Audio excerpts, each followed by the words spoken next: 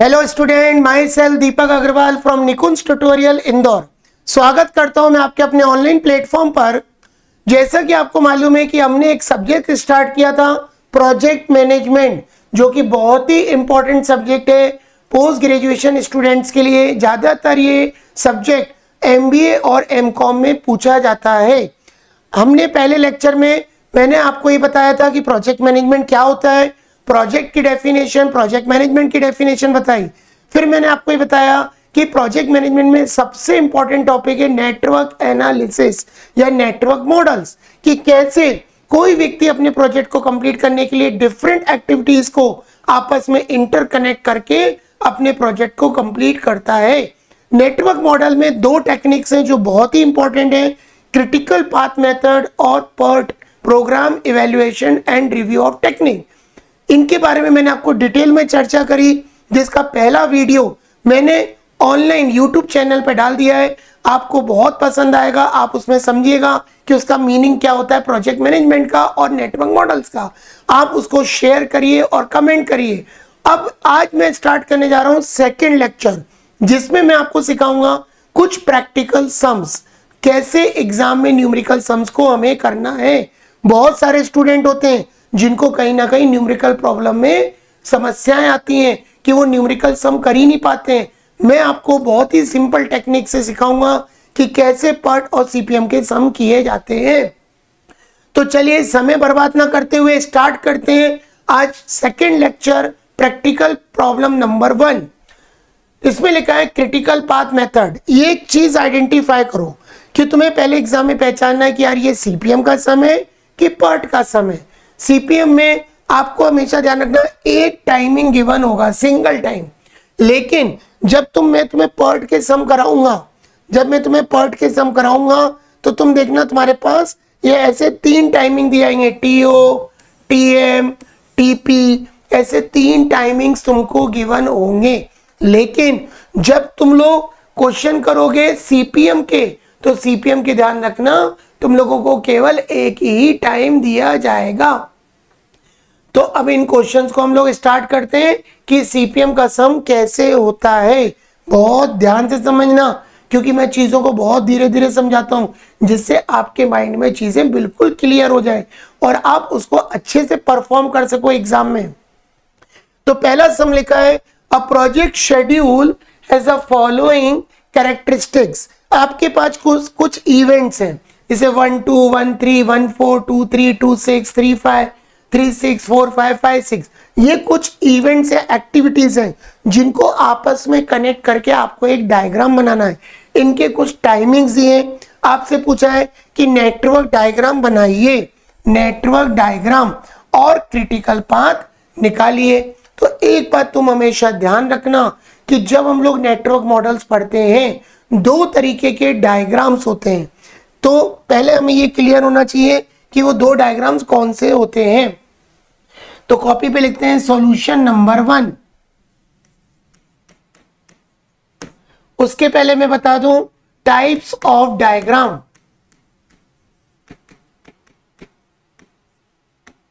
दो तरीके के डायग्राम्स बनते हैं। एक डायग्राम का नाम होता है AON, यानी एक्टिविटी ऑन नोट्स। अगर हमें मान के चलो यूनिवर्सिटी के एग्जाम में न्यूमेरिकल डेटा आया, 1 2 1 3 1 4 ऐसे नंबर वाला डेटा आ रहा है, यानी हमको एक्टिविटी ऑन नोट्स डायग्राम बनाने हैं। यानी अगर हमारे पास डायग्राम में वैल्यू न्यूमेरिकल में गिवन है ना, न्यूमेरिकल में जैसे 1 2 3 4 ऐसे हमें गिवन है। लेकिन अगर मान के चलो दूसरे तरीके का डायग्राम आया AOA, जिसको बोलते हैं हम activity on arrow, activity on arrow. अगर हमारे क्वेश्चन में अल्फाबेटिकल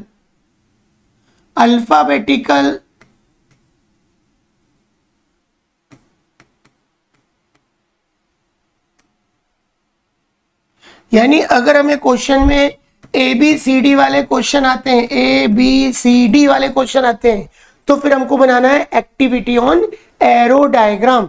देखो क्या होता है, यूनिवर्सिटी के एग्जाम में अगर AON वाले क्वेश्चन आते हैं, ये नंबर वाले 1 2 1 3 1 4 1 6 बहुत इजीली बन जाते हैं। लेकिन अगर क्वेश्चन में हमें ABCD के डायग्राम आते हैं तो हमें बहुत प्रैक्टिस करनी है। जब ये चैप्टर में कंप्लीट करूंगा 6 से 7 लेक्चर में, आपको मैं सिखाऊंगा कि ABCD के डायग्राम को कितना ध्यान से बनाना पड़ता है। क्योंकि अगर एग्जाम में डायग्राम गलत हो गए तो समझ लो पूरा क्वेश्चन आपका कंप्लीटली क्रैश हो जाएगा, आप नहीं कर पाओगे, आंसर्स गलत आएंगे। तो आपको सबसे ज्यादा फोकस करना है डायग्राम पर। तो याद रखना, दो तरीके के डायग्राम्स बनते हैं, एक होता है AON और एक होता है AOA। AON माने क्या होता है, एक्टिविटी ऑन नोट्स, और AOA मतलब होता है एक्टिविटी ऑन एरो। यानी अगर न्यूमेरिकल क्वेश्चन आया 1 2 1 3 4 वाला तो आपको बनाना है एक्टिविटी ऑन नोट्स, लेकिन अगर ABCD वाला क्वेश्चन आया तो आपको बनाना है एक्टिविटी ऑन एरो। तो सबसे पहले हम इस क्वेश्चन में डायग्राम बनाते हैं, ठीक है। तो देखिए हम लोग डायग्राम कैसे बनाएंगे, बहुत ध्यान से समझिएगा इनके डायग्राम्स कैसे बनाए जाते हैं। एग्जाम में हमेशा ध्यान रखना, डायग्राम को आपको पेंसिल से ही बनाना है, कभी भी डायग्राम को पेन से मत बनाना। पहले पेंसिल से एक बार बना के देख लेना रफ, अगर आपको लगता है डायग्राम सही बन गया फिर उसको पूरा एक बड़े पेज पे फेयर कर देना, ठीक है। तो देखो कैसे हम डायग्राम्स बनाएंगे, ध्यान से समझना। जैसे पहली एक्टिविटी है 1 2, पहली एक्टिविटी है 1 2, दूसरी एक्टिविटी है 1 3, तो मैंने लिया 1 3। नेक्स्ट एक्टिविटी है 1 4, तो मैंने लिया 1 4। फिर नेक्स्ट एक्टिविटी है 2 3, तो मैंने ये कनेक्ट किया 2 3। फिर नेक्स्ट एक्टिविटी है 2 6, तो मैंने क्या किया, नेक्स्ट बनाया 2 6। इसके बाद हमारे पास है 3 5, 2 3 के बाद है 2 6, तो ये हो गया 2 3 2 6।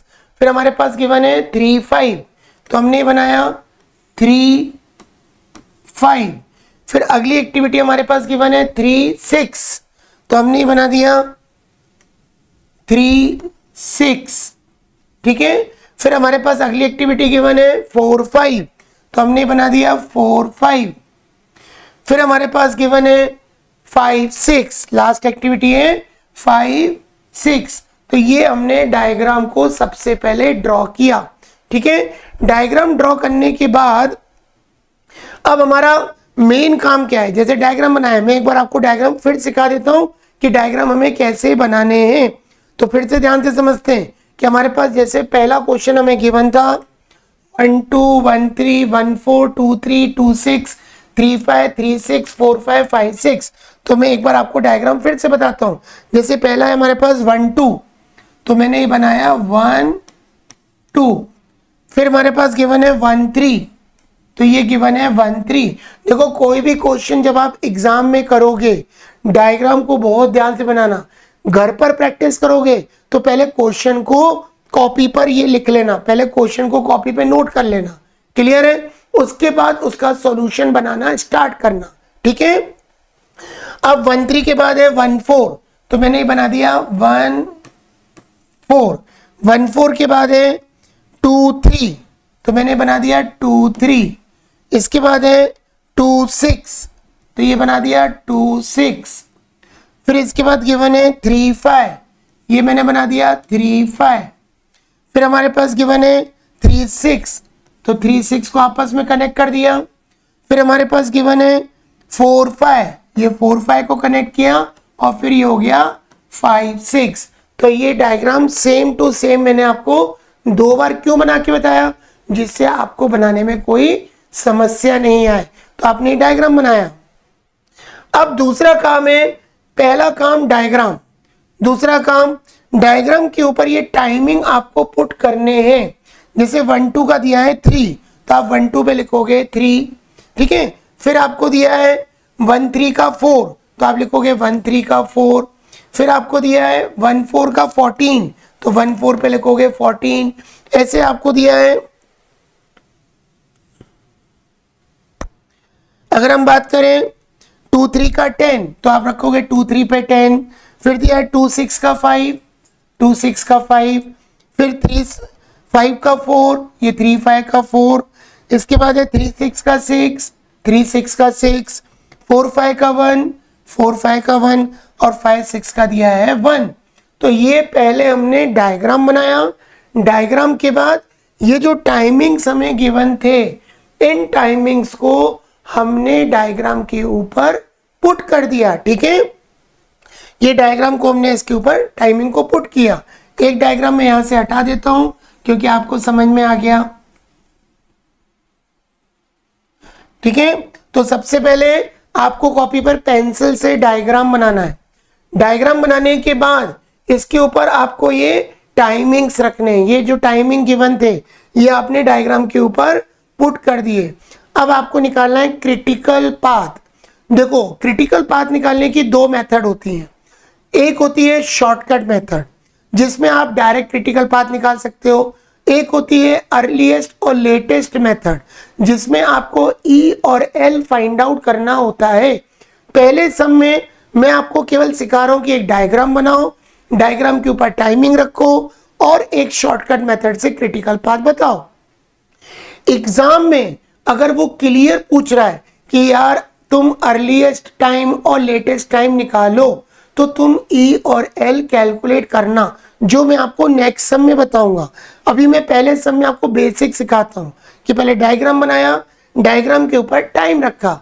अब इसका शॉर्टकट मेथड से क्रिटिकल पाथ कैसे निकलता है, तो मैं लिखूंगा कैलकुलेशन ऑफ क्रिटिकल पाथ। थोड़ा सा इधर लिख देता हूं मैं, इसको थोड़ा क्लियर दिखाई देगा।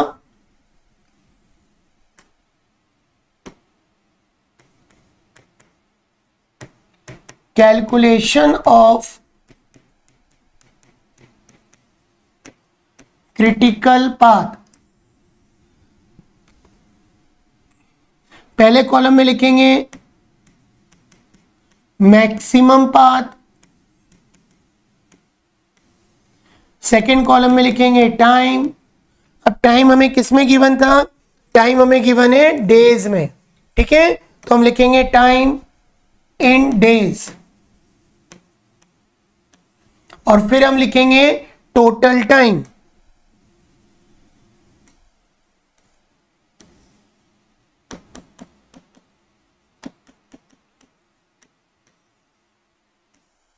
तो ये हमने 3 कॉलम बना लिए। सबसे पहले लिखा मैक्सिमम पाथ, फिर लिखा टाइम इन डेज, फिर लिखा total time in days. Clear है। एग्जाम में सिंपल सा क्वेश्चन आता है कि डायग्राम बनाओ और क्रिटिकल पाथ बनाओ, टोटल प्रोजेक्शन टाइम बताओ। जैसा कि इस क्वेश्चन में पूछा है कि पहला पॉइंट पूछा कंस्ट्रक्ट अ नेटवर्क डायग्राम, जो कि अपन ने बना लिया। Find out the critical path and total project duration, total time कितना लगेगा प्रोजेक्ट को कंप्लीट करने में। तो आप ये देखिए, अब पाथ कौन कौन से बनेंगे। स्टार्टिंग पॉइंट क्या है हमारा, हमारा स्टार्टिंग पॉइंट है 1 और एंड पॉइंट क्या है 6। ठीक है, यानी हमें 1 से लेके 6 तक पहुंचना है। तो 1 से 6 तक कितने रूट बन रहे हैं, तो आप देखो पहला है 1 2 6। पहले हम 1 2 वाले सारे ले लेते हैं, तो हम लिखेंगे 1 2 6। ये पहला पाथ हो गया 1 2 6। दूसरा 1 2 3 6, तो हम लिखेंगे 1 2 3 6, 1 2 3 6। अगला पाथ बन रहा है 1 2 3 5 6, 1 2 3 5 6। यानी 1 से लेके 6 तक पहुंचने में जितने पाथ बनेंगे सारे बनाएंगे 1 2 3 5 6। फिर अगला 1 3 6, तो हम लिखेंगे 1 3 6, 1 3 5 6, 1 3 5 6 और एक बन रहा है 1 4 5 6, 1 4 5 6। तो टोटल हमारे 6 पाथ हमको मिले। फिर से समझ लीजिए कैसे बनाया। 1 से लेके 6 तक जितने रास्ते हैं उन रास्तों को काउंट करके लिखना है। जैसे 1 2 6, 1 2 6, 1 2 3 6, 1 2 3 6, 1 2 3 5 6, 1 2 3 5 6, 1 3 6। तो ये हो गया 1 3 6, 1 3 5 6, 1 3 5 6 और 1 4 5 6, यानी टोटल 6 पाथ बने। एग्जाम में डबल क्रॉस चेक कर लेना, कभी कभी ऐसा हो जाता है कि एक पाथ छूट गया, तो सारे पाथ आपको चेक करने पड़ेंगे। तो ये बनाने के बाद अब हमें टाइमिंग्स लेना है, ठीक है। जैसे 1 to 6, याद रखना ये जो एरो लगे हैं, एरो, इनको बोलते हैं हेड, इनको बोलते हैं हेड, और जो ये पीछे का हिस्सा होता है इसको क्या बोलते हैं, टेल, ठीक है। तो अब देखो जैसे 1 to 6 का टाइमिंग लेना, 1 2 का टाइमिंग है 3, 2 6 का टाइमिंग है 5, तो हम यहाँ लिखेंगे 3 + 5, टोटल हो जाएगा 8। क्लियर हो गया। 1 2 3 6, 1 2 3 6, 1 2, 1 2 का टाइम है 3, 2 3 का टाइमिंग है 10 और 3 6 का टाइमिंग है 6, तो टोटल कितना हो जाएगा 19। 1 2 3 6, 1 2 3 6, 1 2 का 3, 2 3 का 10 और 3 6 का 6, टोटल हो गया 19। अब लेना 1 2 3 5 6, तो 1 2 का टाइम है 3, 2 3 का टाइमिंग है 10, 3 5 का टाइमिंग है 4 और 5 6 का टाइमिंग है 1, तो इनका टोटल लगा लेते हैं। 10 और 3 13, 13 और 4 17 और 1 18, 18, ठीक है। अब हम लोग लगाते हैं 1 3 6, 1 3 6, 1 3 का है 4, 3 6 का 6, क्या लिखेंगे 4 + 6, ये हो जाएगा 10। 1 3 5 6, 1 3 5 6, तो 1 3 का 4, यहाँ लिखेंगे 4, 3 5 का 4 और 5 6 का दिया है 1, तो टोटल हो जाएगा 9। और लास्ट बचा है 1 4 5 6, 1 4 5 6, यानी 14 + 1 + 1, 14 + 1 + 1, तो ये हो जाएगा 16। तो इस तरीके से हमने ये एक क्वेश्चन को सॉल्व किया कि सबसे पहले डायग्राम बनाया, ये डायग्राम बनाने के बाद हमने इसका टाइमिंग पुट किया, क्वेश्चन में जो हमें ये टाइमिंग दिया हुआ था। टाइमिंग पुट करने के बाद हमने ये कैलकुलेशन ऑफ क्रिटिकल पाथ निकाला, 3 कॉलम बनाए, maximum path, time in days and total time. जितने भी पाथ बन रहे थे सारे बना लिए, 1 2 6, 1 2 3 6, 1 2 3 5 6, 1 3 6, 1 3 5 6, 1 4 5 6, उनके अकॉर्डिंग टाइम को यहाँ पे पुट किया। जैसे 1 2 6, 3 + 5 8, 1 2 3 6, 3 + 10 + 6 19, 1 2 3 5 6, 3 + 10 + 4 + 1, तो टोटल हो गया 18। 1 3 6, 4 + 6 10, 1 3 5 6, तो 4 + 4 + 8, 8 + 1 9, इसके बाद 1 4 5 6, 14 + 1 + 1 16। अब इनमें जिसका टाइम सबसे ज्यादा होगा वो हमें सिलेक्ट करना है, तो इनमें सबसे ज्यादा टाइम किसका है 19, यानी हमारा क्रिटिकल पाथ होगा 1 2 3 6। यानी याद रखो हमेशा एक लॉन्गेस्ट पाथ लिया और जो हमें मैक्सिमम टाइम शो कर रहा है उसको लेना है, क्योंकि देखो अगर हम टाइम कम सिलेक्ट करेंगे, कभी अगर टाइम ज्यादा लग गया तो हमको पेनल्टी भी लग सकती है। तो इन पांचों में जो सबसे ज्यादा टाइम होगा उसको आपने सिलेक्ट किया। तो आप इसका आंसर कैसे लिखोगे, इसका आंसर लिखोगे क्रिटिकल पाथ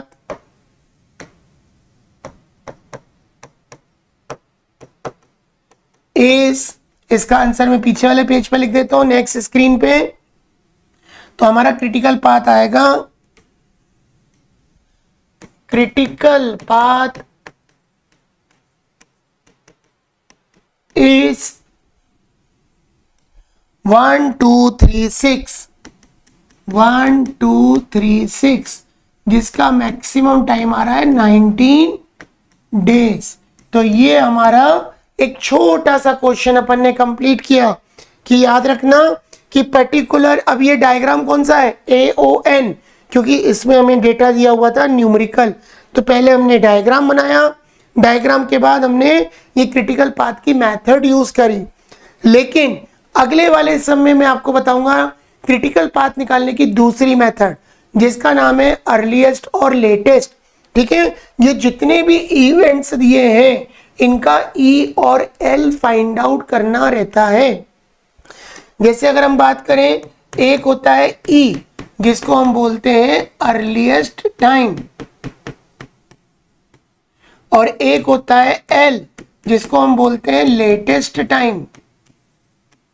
अब ई निकालते समय हमेशा ध्यान रखना, आपको देखना है हेड, आपको हमेशा हेड लेना है, हेड देखना है, टाइम प्लस करना है और टाइम लेना है मैक्सिमम।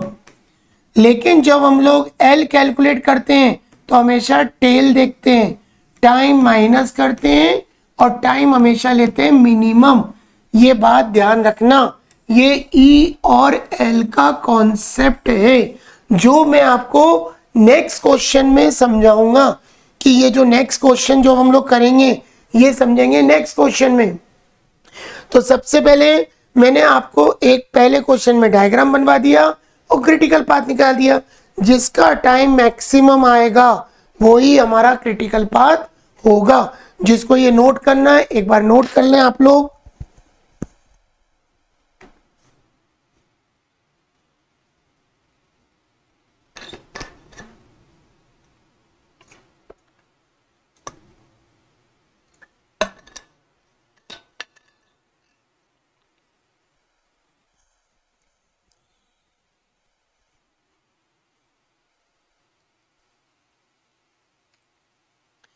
अब हम लोग आगे बढ़ते हैं सेकंड क्वेश्चन की तरफ। तो देखिए जो सेकंड नंबर का क्वेश्चन हमको गिवन है, बहुत ध्यान से समझना। सेकंड वाला क्वेश्चन मैं आपको कराता हूं। क्वेश्चन नंबर 2,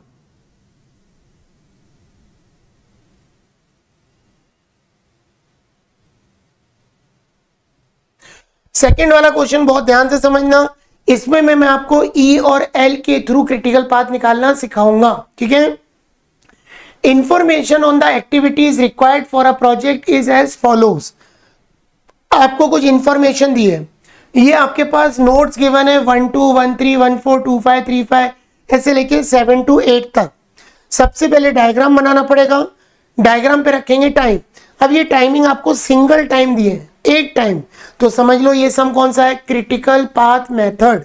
इसमें लिखा है ड्रॉ द नेटवर्क डायग्राम, बना के बताओ। पहला पूछा नेटवर्क डायग्राम बनाना है और फिर निकालना है क्रिटिकल पाथ। सिंपल सा पूछा है, तो आप डायग्राम बनाइए और क्रिटिकल पाथ निकालिए। ठीक है, तो पहले हम बनाते हैं डायग्राम। Solution number 2। तो देखो डायग्राम फिर से मैं बोल रहा हूं पेंसिल से ही बनाना। कभी अगर हम पेन से बना देते हैं गलत हो जाएगा, वो पेज खराब हो जाएगा। ठीक है, तो चलिए पेंसिल से बनाते हैं। पहला लिखा है 1 2, पहली चीज है हमारे पास 1 2। तो देखिए डायग्राम हम बनाना स्टार्ट करते हैं। पहला हमको दिया हुआ है 1 2।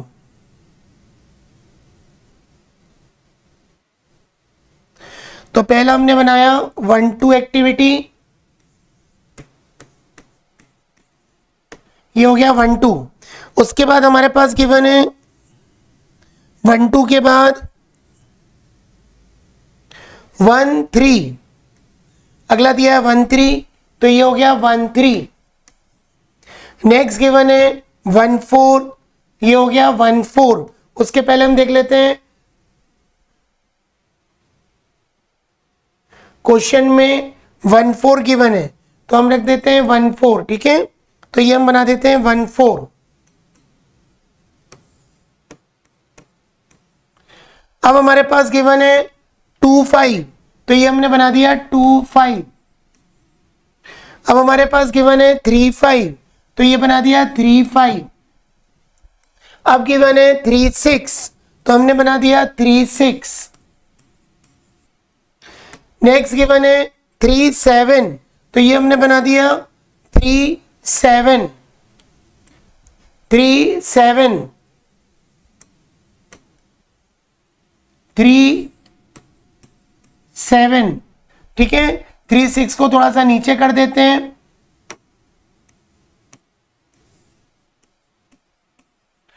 अब 3 7 के बाद हमें नेक्स्ट बनाना है 4 6, तो हमने बना दिया 4 6।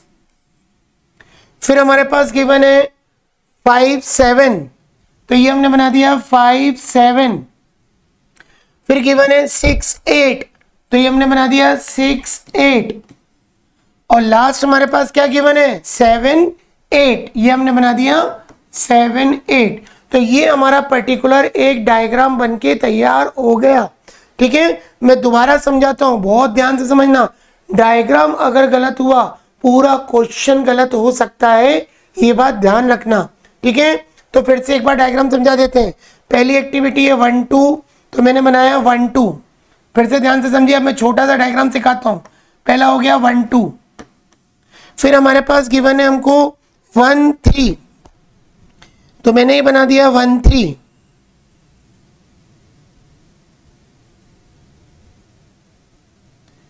तो ये बना दिया 1 3। फिर गिवन है 1 4, तो मैंने बनाया 1 4।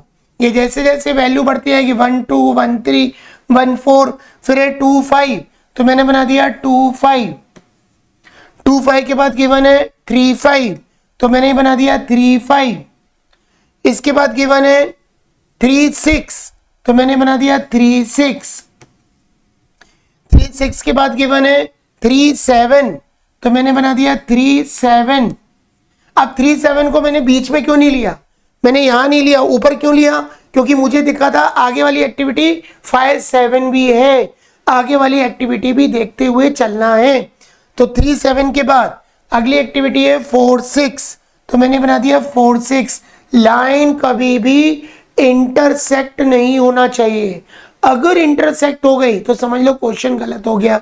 ठीक है, लाइन एक दूसरे से कभी भी नहीं कटना चाहिए, क्योंकि डायग्राम बनाने में ही आपको प्रैक्टिस करनी है। बहुत सिंपल है 1 2 1 3 के डायग्राम। अब 4 6 होने के बाद अगला हमें दिया हुआ है 5 7, तो हमने ये 5 7 कनेक्ट कर दिया। अगला दिया है 6 8, तो हमने ये 6 8 बना दिया। और लास्ट हमको क्या दिया था 7 8, तो हमने बना दिया 7 8। तो तुम ये देखो, मैंने आपको 2 बार डायग्राम बना के बताया। एक बार ये फुल लेंथ बताया बड़ा डायग्राम बना के, और एक बार ये छोटा बनाया। तो पहले आपको डायग्राम बनाने की बहुत प्रैक्टिस करनी है। डायग्राम जब बन जाता है, दूसरा काम क्या रहता है, ये जो डायग्राम के ऊपर टाइमिंग्स दिए हैं इनको आपको पुट करना है। जैसे 1 2 2 और 1 3 7, तो 1 2 पे रखा 2, 1 3 पे रखा 7। अगला दिया है 1 4 8, 1 4 का दिया है 8। फिर हमारे पास गिवन है 2 5 का 3, तो हमने रख दिया 2 5 का 3। फिर हमारे पास गिवन है 3 5 का 6 और 3 6 का 10। 3 5 का दिया है 6, तो हमने 3 5 6 रख दिया। फिर दिया है 3 6 का 10, तो हमने 3 6 पर 10 रख दिया।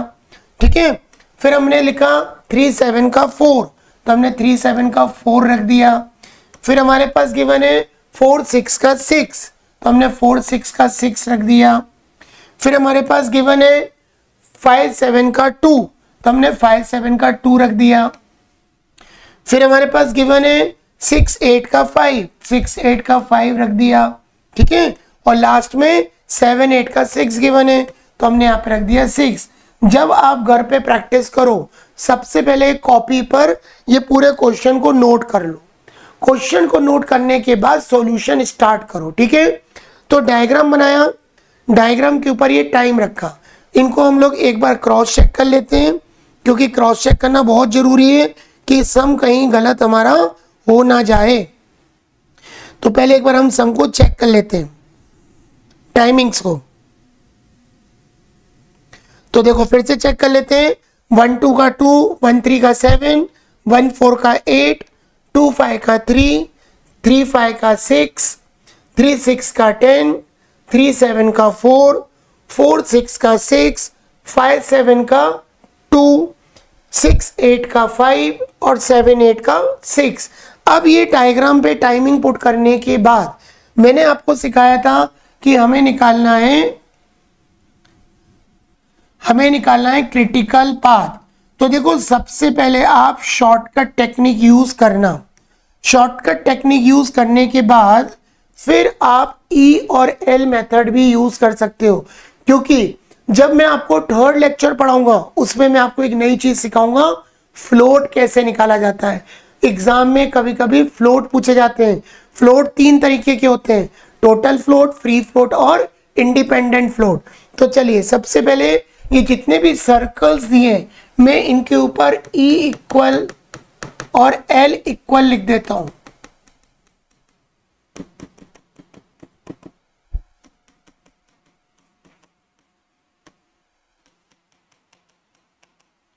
अगर हमसे एग्जाम में पूछा जा रहा है कि अर्लीस्ट और लेटेस्ट टाइम निकालो, अर्लीस्ट और लेटेस्ट, तो हमको निकालना है।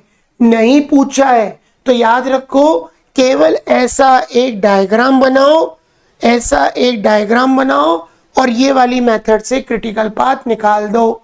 लेकिन अगर एग्जाम में हमसे फ्लोट पूछ लिया जाए, total float, free float, independent float, तो आपको याद रखना आपको अर्लीस्ट और लेटेस्ट कंपलसरी निकालना पड़ेगा। ठीक है, फ्लोट में ई और एल निकालना पड़ता है। लेकिन अगर एग्जाम में फ्लोट नहीं पूछे, अर्लीस्ट और लेटेस्ट नहीं पूछे, तो सिंपल सा ऐसा डायग्राम बनाओ और क्रिटिकल पाथ निकाल के बता दो इस मेथड से। लेकिन मैं आपको सेकंड क्वेश्चन में ई और एल निकालना सिखा रहा हूं, क्योंकि थर्ड लेक्चर जब हम पढ़ेंगे तो उसमें आपको फ्लोट पूछा जाएगा। ठीक है, ई का मतलब हमेशा ध्यान रखना, ई का मतलब होता है अर्लीस्ट टाइम, जिसमें हम लोग एरो देखते हैं। एरो मतलब हेड, टाइम प्लस करते हैं और टाइम लेते हैं मैक्सिमम। और एल निकालते समय लेटेस्ट, इसको लेटेस्ट टाइम बोलते हैं। इसमें हमेशा हम टेल देखते हैं, पीछे का हिस्सा, टाइम माइनस करते हैं और टाइम क्या लेते हैं, मिनिमम। ये चीज हमेशा तुम याद रखना, इसको कॉपी पर बहुत अच्छे से लिख लेना। ठीक है, ई और एल का मतलब। अब ध्यान से समझो, सबसे पहले मैं ई और एल निकालने के पहले मैं शॉर्टकट टेक्निक यूज करता हूं जिससे क्रिटिकल पाथ निकलता है। तो नेक्स्ट पेज पे करते हैं, कैलकुलेशन ऑफ क्रिटिकल पाथ। तो पहले कॉलम में लिखोगे मैक्सिमम पाथ। क्वेश्चन डेज में गिवन है कि वीक्स, हमको दिया है डेज में, तो हम लिखेंगे time in days and total time in days.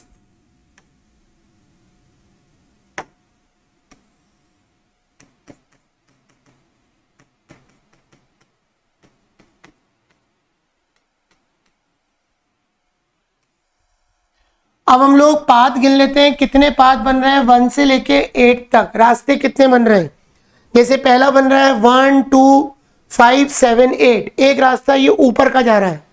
हमें इस पॉइंट से, ये हमारा स्टार्टिंग पॉइंट है, ध्यान रखना ये स्टार्टिंग पॉइंट है और ये हमारा एंड पॉइंट है, क्योंकि मैंने क्लियर बताया था हर नेटवर्क का एक स्टार्टिंग पॉइंट होता है और एक एंड पॉइंट होता है। क्लियर? तो 1 2 5 7 8, तो हम ले लेंगे 1 2 5 7 8। क्लियर हो गया सबको? 1 2 5 7 8। अगला पाथ बन रहा है 1 3 5 7 8, 1 3 5 7 8। अगला बन रहा है 1 3 7 8, तो हम यहाँ लिखेंगे 1 3 7 8। अगला बन रहा है 1 3 6 8, हम लिखेंगे 1 3 6 8। फिर अगला लास्ट बन रहा है 1 4 6 8, तो हम लिखेंगे 1 4 6 8। टोटल हमारे कितने पाथ बन रहे हैं 1 2 3 4 5। एक बार काउंट कर लेते हैं फिर से एक बार, ठीक है? ध्यान से समझना, 1 2 5 7 8 एक, 1 3 5 7 8 2, 1 3 7 8 3, 1 3 6 8 4 और 1 4 6 8 5, यानी टोटल हमारे 5 पाथ बन रहे हैं। कोई भी एग्जाम में मिस नहीं होना चाहिए, ठीक है। अब इनके हमें टाइमिंग्स लिखने हैं, यहाँ टाइमिंग्स लिखते हैं। जैसे 1 2 5 7 8 का देखो 2 + 3 + 2 + 6, 2 3 2 6, तो हम यहाँ लिखेंगे 2 3 2 6, ठीक है, 2 3 2 6। इनका टोटल लगा लेते हैं, 3 और 2 5, 5 और 2 7, 7 और 6 13, 13, 6 + 2 8, 8 + 5 13। अब हम लेते हैं 1 3 5 7 8, यानी 7 6 2 6, 7 1 3 का 7, 3 5 का 6, 5 7 का 2 और 7 8 का 6, 7 6 2 6, 7 6 2 6। तो 7 और 6 13, 13 2 15, 15 और 6 21, 6 2 8, 8 6 14, 14 और 7 21। अब हम लेते हैं 1 3 7 8, 1 3 7 8, 7 + 4 + 6, 7 4 11, 11 7 और 4 11, 11 6 17, 7 4 6। तो हम यहाँ लिखेंगे 7 4 6, तो ये आ जाएगा 17। अब 1 3 6 8 लेते हैं, 7 + 10 + 5, तो यहाँ लिखेंगे 7 + 10 + 5, ये हो जाएगा 22। और 1 4 6 8, 1 4 6 8, 8 + 6 + 5, तो यहाँ होगा 8 + 6 + 5, 8 + 6 + 5, तो यहाँ पर आ गया 8 + 6 14, 14 + 5 19। अब इनमें जो सबसे ज्यादा टाइम होगा वही हमारा क्रिटिकल पाथ होगा। तो मैक्सिमम टाइम कौन सा है हमारा सबसे ज्यादा? 22, ये सबसे मैक्सिमम टाइम है, यानी हमारा क्रिटिकल पाथ हो गया 1 3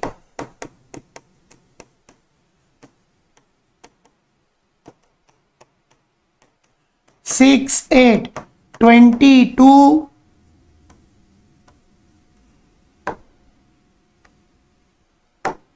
22 डेज। ये हमारा फाइनल आंसर हमको मिल गया 1 2 3 1 3 6 8, जहां का मैक्सिमम टाइम आ रहा है 22, ठीक है। अब हम लोग, ये तो हो गई शॉर्टकट मेथड। अगर एग्जाम में फ्लोट नहीं पूछे, अर्लीस्ट लेटेस्ट नहीं पूछे, तो ये टेक्निक करके आ जाना और आंसर लिख देना, नंबर नहीं कटते हैं। लेकिन एग्जाम में पूछ लिया अर्लीस्ट और लेटेस्ट निकालो, फ्लोट निकालो, तो तुम्हें ई और एल निकालना पड़ेगा। बहुत ध्यान से समझना, बहुत सारे सम्स कराऊंगा आने वाले लेक्चर्स में, ठीक है। अब हम स्टार्ट यहां से करेंगे और एंड यहां करेंगे, तो याद रखना पहला ई होता है 0, पहला ई 0, क्योंकि जैसे मान के चलो मैं एक पारी खेल रहा हूं और जब मैं 1 रन लूंगा या एक प्लेस से दूसरी प्लेस पे जाऊंगा, तो स्टार्टिंग तो 0 से होगी कि नहीं। जब आपको मैंने पढ़ाना स्टार्ट किया टाइम 0 था, आज पढ़ाते पढ़ाते पढ़ाते पढ़ाते मुझे 5 दिन हो गए, तो मेरा इसका मतलब 5 डेज लगे कि नहीं। तो पहला ई होता है 0। जब भी ई निकालोगे हमेशा एरो देखोगे, टाइम प्लस करोगे और मैक्सिमम टाइम लोगे। तो यहाँ पर देखो एक एरो आ रहा है, मैंने यहाँ पर ई और एल नहीं लिखा है, यहाँ का लिख देते हैं ई और एल, बाकी सब जगह लिख दिया। तो यहाँ पर 1 एरो आ रहा है, तो 0 में 2 जोड़ोगे 2। कभी भी आगे नहीं बढ़ना है, सबको पैरेलल कैलकुलेट करके चलना है। यहाँ पर एक एरो है 0 में, पहला टाइम लेते हैं 0, 0 में 2 ऐड किया 2। यहाँ पर एक एरो है, तो इसके ऊपर का देखो ई है 0, 0 में 7 ऐड करोगे तो आएगा 7। यहाँ पर एक एरो आ रहा है, इसका ई 0 है, 0 में 8 ऐड करोगे तो आएगा 8। धीरे धीरे पैरेलली ऐड करते चलना है। जब भी ई निकालोगे आगे की तरफ बढ़ोगे, ठीक है। एल निकालोगे पीछे से कैलकुलेट करोगे, ध्यान रखना ई में आगे जाते हैं फॉरवर्ड और एल में जाते हैं बैकवर्ड, ठीक है। तो पहला ई एरो था 0 + 2 2, या एक एरो था 0 + 7 7, या एक एरो था 0 + 8 8। अब इस 5 पर तुम देखो 2 एरो आ रहे हैं, तो जिस एरो का टाइम मैक्सिमम होगा, एरो का मैक्सिमम, उसको ही लेना है। जैसे इसका ई है 2, 2 + 3 5, 7 + 6 13, यहाँ का ई है 7, 7 और 6 13, 3 2 5, तो मैक्सिमम आएगा 13, 13, ठीक है। अब इस वाले पे देखो दो एरो आ रहे हैं, एक एरो यहां से आ रहा है, एक एरो यहां से आ रहा है। 8 + 6 14 और 7 + 10 17, तो मैक्सिमम आएगा 17। ई में हमेशा लेते हैं बड़ा नंबर मैक्सिमम, ध्यान रखना। यहाँ दो एरो है, 2 + 3 5, 7 + 6 13, मैक्सिमम 13। यहाँ दो एरो है, 7 + 10 17 और ये 14, मैक्सिमम 17। यहाँ दो एरो है, 13 और 2 15 और यहाँ का देखो ये 7 7 + 4 11, तो मैक्सिमम आएगा 15। क्लियर। अब ये आखिरी इवेंट है, तो इस पे आप देखो दो एरो आ रहे हैं, एक ऊपर से आ रहा है और एक नीचे से, ठीक है। तो 15 + 6 21 और 17 + 5 22, जिसका टाइम बड़ा होगा वो ही हमको लेना है, ये बात ध्यान रखना। अब इसको बनाने का देखो बेनिफिट क्या है, ये जिस पे स्टार लगा है वही नंबर सबसे लास्ट में आएगा 22, याद रखना। तो तुम देखो लास्ट में 22 ही आ रहा है। क्लियर। फिर से समझ लो, पहला ई 0, यहाँ एक एरो था 0 में 2 ऐड किया 2, यहाँ एक एरो था 0 में 7 ऐड किया 7, यहाँ एक एरो था 0 में 8 ऐड किया 8, यहाँ दो एरो थे 2 + 3 5 और 7 + 6 13, जिसका टाइम मैक्सिमम था उसको लिया। यहाँ दो एरो है, 7 में 10 जोड़ा 17 और 8 में 6 जोड़ा 14, मैक्सिमम 17। यहाँ दो एरो आ रहे हैं, 7 + 4, इसका ई है 7, 7 + 4 30 11 और 13 और 2 15, मैक्सिमम 15 ले लिया। और यहाँ पर दो एरो हैं, 15 और 6 21, 17 5 22, तो जो मैक्सिमम है उसको ही सिलेक्ट किया। अब एल में हम वापस चलते हैं कि विराट कोहली एक रन ले रहा है तो दूसरे रन के लिए वहीं से तो वापस आएगा, ठीक है। तो लास्ट वाला ई और एल और पहला वाला ई और एल हमेशा ध्यान रखना बराबर रहता है। पहला ई और एल, लास्ट और ई और एल हमेशा इक्वल रहेगा, क्योंकि आप जब वापस आओगे तो वहीं से वापस आपको आना पड़ेगा। आप एल कैसे लेते हैं देखो ध्यान से, एल में देखते हैं टेल, टाइम करते हैं माइनस और लेते हैं मिनिमम। जैसे यहाँ 1 टेल है तो एल में से माइनस करना है, ई में जोड़ते हैं, एल में माइनस करते हैं, तो यहाँ पर आ रहा है 1 टेल, 22 में 6 गया 16, यहाँ 1 टेल 22 में से 5 गया 17, यहाँ 1 टेल 16 में से 2 माइनस करोगे 14, यहाँ पे 1 टेल 17 में से 6 गया 11, यहाँ पे 3 टेल आ रहे हैं, एक इधर से एक इधर से एक इधर से, जिसका टाइम सबसे छोटा होगा मिनिमम उसको ही सिलेक्ट करना है। 14 में से 6 गए 8, 16 में से 4 गए 12 और 17 में से 10 गए 7, तो मिनिमम हमारा आ रहा है 7, जो छोटा होगा। 14 में से 6 गए 8, 16 में से 4 गए 12, 17 में से 10 गए 7, तो मिनिमम लिया 7। अब यहाँ 1 टेल है, 14 में से 3 जाएंगे 11 और 7 में से 7 गए 0, तो जहां जहां ई और एल इक्वल है उनको आपको सर्कल करना है। तो आप ये देखोगे तो 1 3 6 8 इन पे सर्कल लग गया और यही आ रहा है 1 3 6 8। तो ये क्रिटिकल पाथ निकालने की दो टेक्निक्स बताई, एक आपको बताया ई और एल टेक्निक कैसे होती है और एक आपको बताया ये शॉर्टकट टेक्निक कैसी होती है। तो आज मैंने आपको दो क्वेश्चंस कराए, बहुत प्रैक्टिस करना, कोई भी डाउट है जरूर कांटेक्ट करना 9039514790 पे, व्हाट्सएप के थ्रू भी आप अपनी प्रॉब्लम पूछ सकते हो। क्योंकि अब मैं आपको थर्ड लेक्चर में सिखाऊंगा कि फ्लोट कैसे निकाला जाता है। ये डायग्राम सिखाया, ई और एल मेथड सिखाई कैसे कैलकुलेट करते हैं, और ये शॉर्टकट मेथड से क्रिटिकल पाथ निकालना सिखाया। कल क्लास नंबर 3 में मैं आपको सिखाऊंगा कि फ्लोट कैसे निकाला जाता है, टोटल फ्लोट, फ्री फ्लोट और इंडिपेंडेंट फ्लोट। ये नेक्स्ट क्वेश्चन नए लेक्चर से स्टार्ट करेंगे। तो आज के लिए हम इतना ही रखते हैं, मिलते हैं कल एक नए शुरुआत के साथ, एक नए क्वेश्चन के साथ। आप सभी लोग अपना बहुत ध्यान रखें, कोई भी डाउट आए जरूर कॉल करें और अपने प्रॉब्लम्स पूछें। निकुंज ट्यूटोरियल का ऐप जरूर डाउनलोड करें और वहां पर अपने कोर्स को सिलेक्ट करके मिनिमम प्राइस पर आप पूरा सिलेबस कंप्लीट कर सकते हैं। और 2 लेक्चर आपको डेमो फॉर्म में मिलेंगे यूट्यूब चैनल पर। आप यूट्यूब चैनल पर निकुंज ट्यूटोरियल MBA डालेंगे तो नेटवर्क मॉडल के आपको 2 लेक्चर मिलेंगे।